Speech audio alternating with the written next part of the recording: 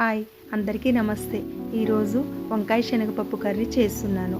వంకాయ కర్రీకి కావలసినవన్నీ రెడీగా చేసుకోవాలి. శనగపప్పు అనేది కొద్దిగా ముందుగానే నానబెట్టుకోవాలి వాటర్లో.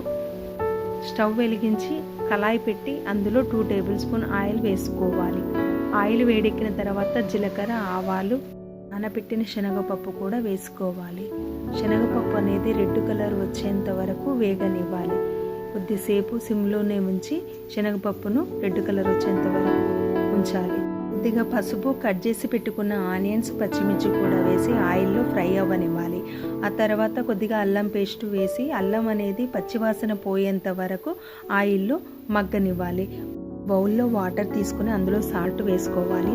కట్ చేసిన వంకాయ ముక్కలు మొత్తం ఆ వాటర్లో వేసుకోవాలి. ఎందుకంటే మనం ప్లేట్లో వంకాయ ముక్కలు కట్ చేసి పెడితే బ్లాక్ కలర్గా వచ్చేసాయి. అదే సాల్ట్ ఉన్న వాటర్లో వేస్తే వంకాయ ముక్కలు అనేది వైట్ కలర్ లాగా మంచిగా ఉంటాయి.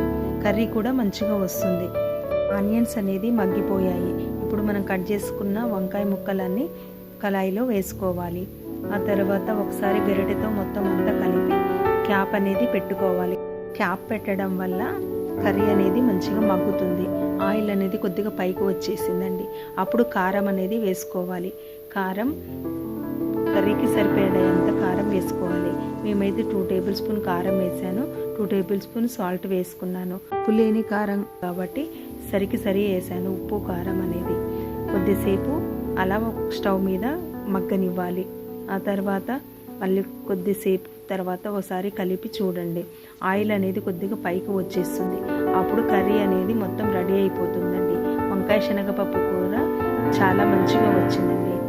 Thanks for